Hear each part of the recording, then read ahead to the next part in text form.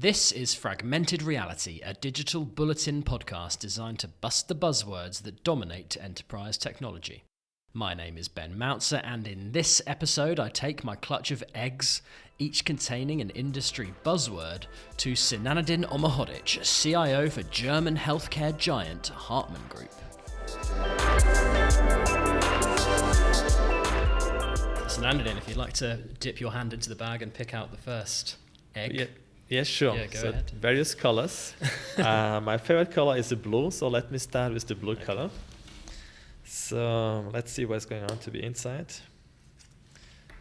So looks like... What do we have here? Robotics. Robotics, okay.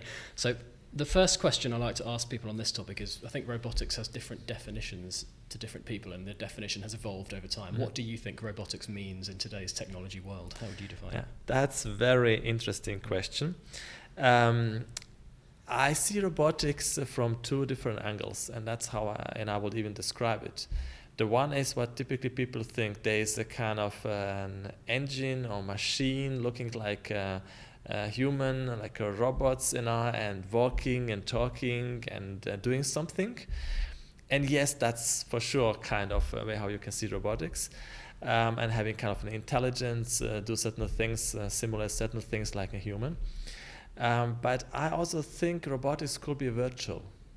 So when you wake up in the morning home, maybe one day our homes are going to be smart homes, and there's going to be a microphone everywhere in your home, and you just say certain things, and that kind of virtual robots are talking to you and helping you and guiding you to an entire day. I wake up and say, I don't feel very good, and it asks me a few questions, and then at the end it says, I think you have maybe fever, and I'm going to look for a doctor close to the neighborhood, and I'm going to make an appointment for you. I call that also robotics, Maybe not a hardware side like a physical ones, but the virtual ones that could and would be present on our daily life from morning till evening and helping us to organize certain things.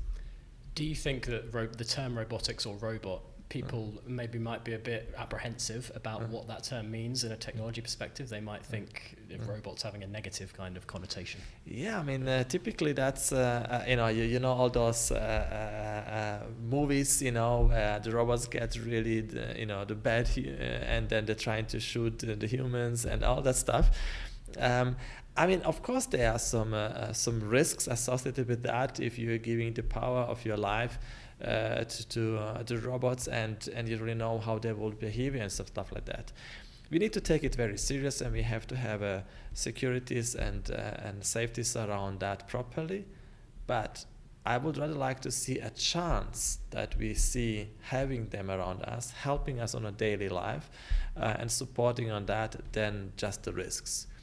And the risk needs to be addressed, but should not be guiding our future. So you think they've got a role to play in the digital future, the digital world of the future? Definitely. It doesn't matter which industry you're going to see, but in the automotive industries, today when they're producing the cars, there are a lot of things done through the robots, from different perspective. And the industry like healthcare, we're just in the beginning exploring opportunities there. But if I would talk about the life science and healthcare and the medical industries, then can you imagine there are one specialists, one doctors, for one surgeons specialized on one specific disease, and he's the best one. And that maybe would be of your need, or maybe some of your relatives. You would like to be operated by the best one. But that one maybe is living in New York and you're living in Berlin, and it doesn't make sense to fly around, that time that is going to be lost. But you could have robots in the surgery, could be guided and commanded virtually by that specialist. He could still sit in New York, and he will be having the surgery in Berlin and supported by the robots. So, if you see that from that perspective and still be able to get the best specialist supported by such robots, then it's a completely different perspective. So I definitely think that will have a part of our lives, and it will evolve. And we need to be very cautious how to design and how to implement this in our lives. It's not about eliminating something, it's actually helping us in our daily life. Really exciting technologies, definitely, and maybe it's going to come to us sooner than we think. Should we go for our second egg?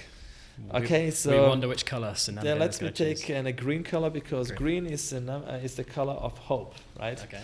So let's hope for the best. Let's see if you still believe that after this. Exactly.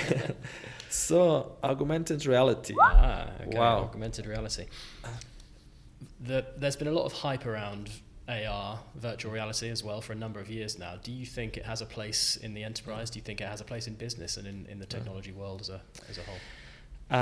As well. I mean, maybe just because naturally I'm the guy who has studied technologies, and that's my favor, and I like and enjoy utilizing those technologies in my daily life. That's the reason per se I'm actually more positive, Yeah.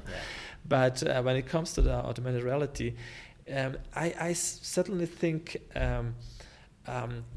our jobs are getting more and more complex from day to day. And if I see a guy, working in a manufacturing and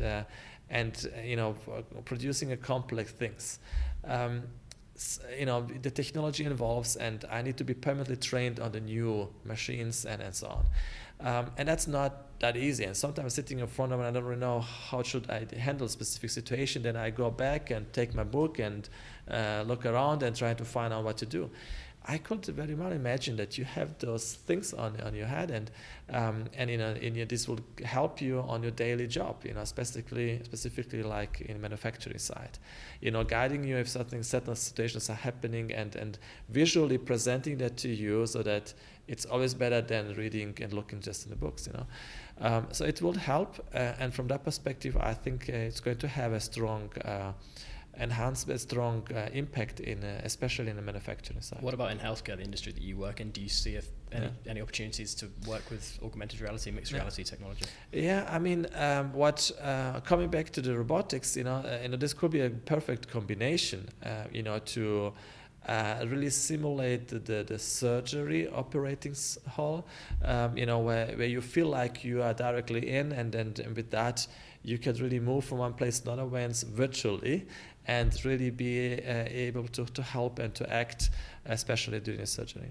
Do you think there's an appetite from people working in these industries to use this technology, or do you think they'd prefer to stick to the original techniques? It will not evolve very quickly, for sure, because it's also kind of a change in the way how you're acting, and it sounds a little bit futuristic and scientific, and people may not see that as appropriate, especially when you're talking about the patient lives. You're doing a surgery. It's every small issue could cost the life of the patient.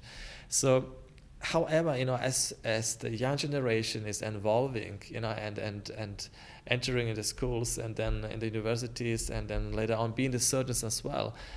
That will be part of their life, because they will using that for gamification, or playing games, and they will be more utilized of the technologies and be more familiar with that. And I think through this technology will evolve and find a place in the working environments. Excellent, really good conversation on that topic. Shall we move on to our third egg? So got the some third pink ones in there. So got some yellow ones. Okay, pink is not my favorite color, not at all. But let's take the pink one.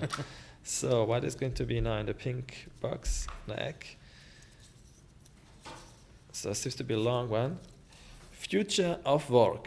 Okay, this is an open topic. Yeah. When you hear the phrase future of work, or the work of the future, however you want to phrase it, what comes to your mind? What do you think about? Do you think about technology? Do you think about people? I would connect both, actually. Future work. It is already happening that we are more organized in virtual, international, especially in international companies, in virtual teams, where you're working in one city and your colleagues are in another city, and they get connected with technologies and collaboration tools, and really kind of being as a team but not physically in the same place. And I think this is going to evolve in this direction now, and technology is going to play a big role, because it's enhancing and supporting that kind of development.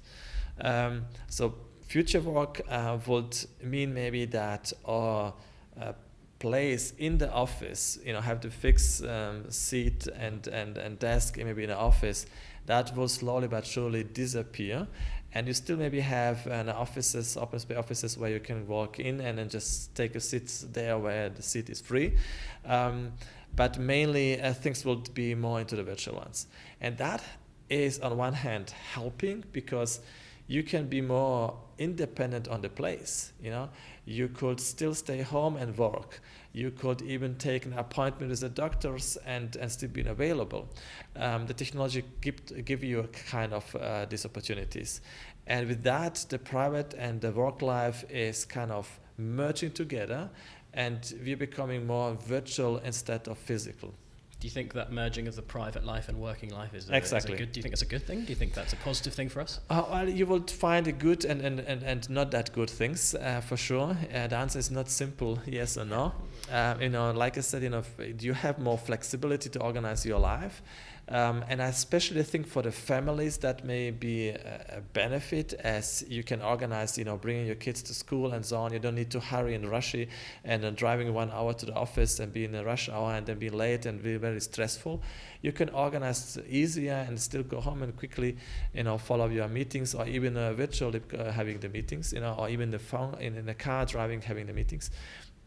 And being available and working, so that will involve. That's kind of positive. The other hand, we see that already today. The first things that you do when you're morning when you wake up, and the last things that you do when you go to the bed is playing with your smartphone or looking at that one, or maybe it's writing the email, checking the emails, and having a phone call, and that's definitely having a big impact on our private lives. So as long as you can balance this and rather use the positive things and avoid the negative things, as long as it's going to be good. But like in everything else in our lives, you need to handle that properly, but it will definitely evolve, and we will not stop that development. From a business perspective, do you think the gains that can be made by giving people more freedom around how they work, when they work, and the technology that's coming in, do you think businesses will gain a lot from that move to the future of work? Compared to the traditional office sort of based. So one thing that technology, getting more into this virtual setup and a virtual environment, you lose also kind of efficiency. You don't see the people, and the communication gets a little bit more difficult. You don't see maybe the person on the other side. You don't know the gestics and mimics and all this stuff. It could create kind of distance in the personality. How do you interact with people? How do you solve that? Is technology the answer there? Technology is evolving, like augmented reality and everything that we discussed could actually create virtual rooms that you feel like you are in the room, not just over the phone call, being connected, but also physically have the feeling like I'm in the room, and bringing the people together. That would maybe bring these people together. Nevertheless, it's tricky. It's tricky because you are kind of not in the same place, and you don't have these human contacts. And technology can evolve and help to bring that more. But I personally think it sounds in the moment like this is not good things, because we're losing personal contacts, and this is social collaboration kind of get more difficult. But we just need to learn to work like that. And it's as kind of evolutional things where the people would learn to work with that, they will adapt towards that, and we will develop other senses, to understand other partners even if physically is not there. It's kind of like an evolution, It sounds so far away and so lengthy things, but that's what will happen. Personally, Sinanudin, do you like working from home and working remotely, or do you prefer to be a part of a team in an environment where everyone is there? I have to say, partially I like to be in a virtual office and work from home or anywhere place, and partially I still think it's good from time to time to be able to see each other and to have the meetings together. So it should not be just rather left or right. You should benefit and take as much as possible, but you should not completely get lost the connection to the people. I think we still need to meet and see each other. Yeah, I think a combination of the two is what most people foresee in the future, isn't it? Exactly. Right, shall we move on to our fourth egg? Okay, so let's take the yellow ones, then we have all colors. The egg is hatching. So what is this one? digital evangelist. Do you know that? Are you familiar with that? Yeah. What talk? Obviously, this is quite a on-trend job title, evangelism, about digital. What does that mean in your eyes, digital evangelist, digital evangelism? Yeah. Is that a real job title? I need really to be innovative and creative to see that as a job title. Yeah. Okay, to be honest, But I mean, obviously, there are some people who are very enthusiastic about technology and using that up to the maximum as possible, and like everything in life, you should not go over the top. Try to be realistic enough and use as benefit creates. But it's also not good to give an example in the social media days. I don't see any huge benefit sharing everything what I have eaten today and where I'm going now is the next. So what is the benefit of this? So if that technology in this information sharing connected to the technology mediums are not giving any specific benefit, then it's not really useful to do it. So. But yes, the digital evangelist, they will do it up to the maximum and utilize everything possible, and that could create issues because you're completely out of the real social lives, and that could create other issues. But however, in the phase in which we are, where technology is starting to have so big impact on our lives. We are involving also the sympathy or empathy against it, and in that phase we will have many people being very pro and many people also being very contra, and I think from the time this will evolve and it will become a normal thing, so that we don't need to be very religious about that. It's interesting, isn't it? Because this points to a wider issue. You might have, I think you've hinted at it there, you might have digital evangelists at one end, talking about technology in a 100% positive manner. Yeah. And then you might have people at the other end who are against technology, who have a resistance to technology. Yeah. Do you think as technology becomes more pervasive, that's going to be more divisive? Do you think people will clash more about technology's virtues, or do you believe that people will eventually unite behind a common goal for technology? Yeah, I think those ones who are very enthusiastic would maybe lose a little bit enthusiastic about the time, because in the beginning something new, then it's very nice and sexy, interesting, but then over the time you kind of gets normal. So they will maybe get a little bit towards the medium, and the ones who are completely against, they will also realize that if they would like to stay part of the society, they will need to adapt and to use that, and they will see the benefits, and they will also move towards digital technologies, and they will meet somewhere in the middle. As a leader in IT and in technology, do you get you must have people pitch to you ideas and solutions which you think, there's not a problem for that solution, it just appears to be technology for technology's sake. Do you experience that?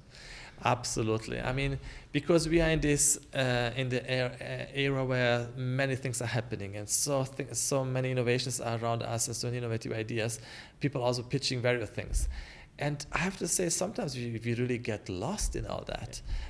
Especially, when I talk to my colleagues, I give you one example, the communication, We're using Skype, we're using Teams, we are using WebEx, we are using Jama collaboration platforms and all that stuff. Everything, so many different tools.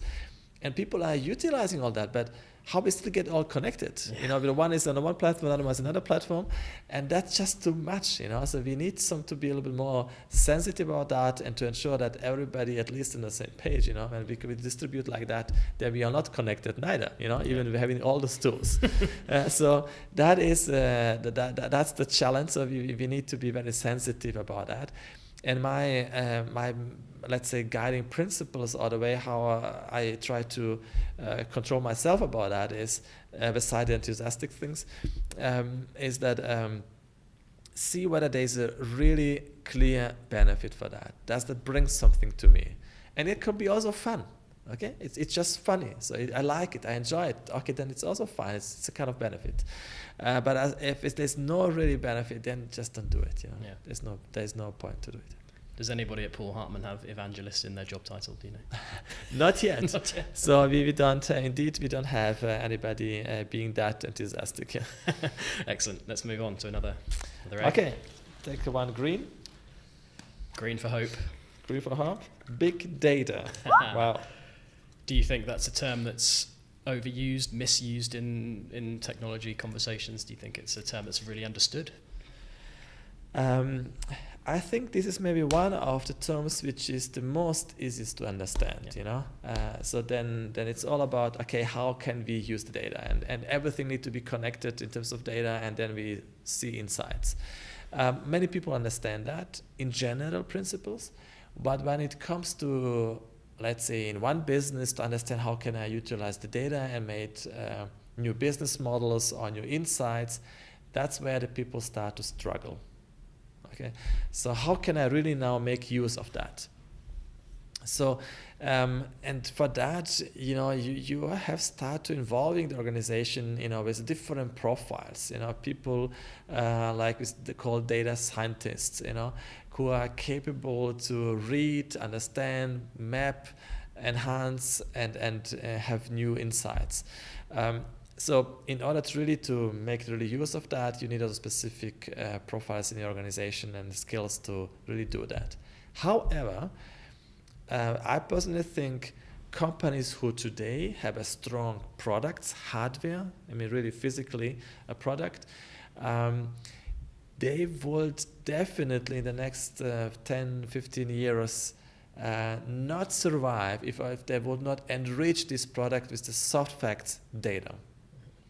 They would need to have those products being smart ones, you know, with the sensors or anything else where you connect this product to your environment and collect all the data, you know, when it comes to the point whether your product is performing properly or whether there's any specific issue, or maybe even that product will provide another functionalities or benefit to your customers and so on. The products will become smart if you start to enhance the product with data capability. So, and that's, I think, where the majority of companies are today on the way to evolve towards that. But this is the key challenge to understand how and what can I do out of it. Actually, there are a lot of headlines around data, and companies like to talk about what they're doing with data. But the truth is, and I think you've said it there, a lot of companies are still struggling to know how to work with their data, aren't they? Because actually, data collection is probably the easiest thing. The hardest thing is data cleansing, organization, and then driving value from it. Exactly. And I would just like to add one more statement to this. I personally think that in the future, the products that you have to sell to your customers, most likely you will give that product for free in order to catch as much as possible data out of this product, and then with the data you will do something completely new. And maybe you will be there selling insights and working with the insights, and that will be your business revenue, than the product as such. Yeah. So, I mean, let's just take a concrete example. We know very expensive thing is a car. Okay. So having a car is not, you know, you need to spend a lot of money to buy it. Maybe in the future, the companies like Volkswagen, Mercedes, and so on, they will not be selling the car to you as a consumer. They will give it for free. You will be sharing that with other ones, and you will not be paying for that. But the data insights, you know, about you and so on, marketing, who knows what, you know, that will be all displayed to us. But driving will be that how they will make their money. So mobility becomes the key instead of owning the car, and the mobility will be driven by the data. So, and the same things with other ones. I could see the involvement from the product selling company to the solutions, where the product becomes a really small part, but everything around that will be more important. You mentioned data scientists are obviously really important. Do you think there are enough skilled people to make a future where data is really used to its maximum? Do you think there are enough people at the moment? Do you think we're doing enough to train people? So that's definitely so that we don't have enough people in the market, and the fights between companies are huge to get the best talents, but that's a different subject. No, we don't have enough, and I mean, let me give you one example. When I talk to some of those software providers, you know, when they come in saying, look, and I can sell you the product, this software, and then you can do all those big data and so on. And I'm always saying to those guys, you will never be successful selling your software if you don't have a training concept, an enablement program, how the companies could be enabled to use that tool properly, because otherwise they want to see the benefits and they will not be able to do it on their own. So I see also the software providers have responsibilities by producing and introducing products in the market, also to enable companies to build such capabilities, like trainings and so on. So we don't have enough, we need by far more, and in order to enhance and boost the implementation of this, data scientists are one of the key elements. And I will say that software companies, who are producing such tools have responsibility as well to help companies like HARTMANN to build that knowledge. Final question on this. As someone who is building strategies in IT in this technology era, data, how important is data to your thinking when you're putting these strategies together? Obviously, we're thinking about innovation, we're thinking about service or whatever, but do you put data right at the middle of everything? Yeah. That's exactly. I mean, we know that oil is the new. We say the data is the new oil, right? Yeah. Of our time. So, and in fact, that's like that. So, so people are very much focused and concentrated to create apps and deploy apps, and trying to sell through the apps. But, this is limited future, okay? But the data you're collecting there, this is something which brings you by far more. So, every company would need to have a big data strategy. Departments and involve their roles towards data scientists to analyze and those insights and win new information and then your insights about your customers, about your products, about your business models and so on. Really good. Sinanudin, thank you very much for your thoughts. I think we've hatched enough eggs for now. Thanks for joining us. Really interesting. It was my pleasure. Thank you very much. Thank you.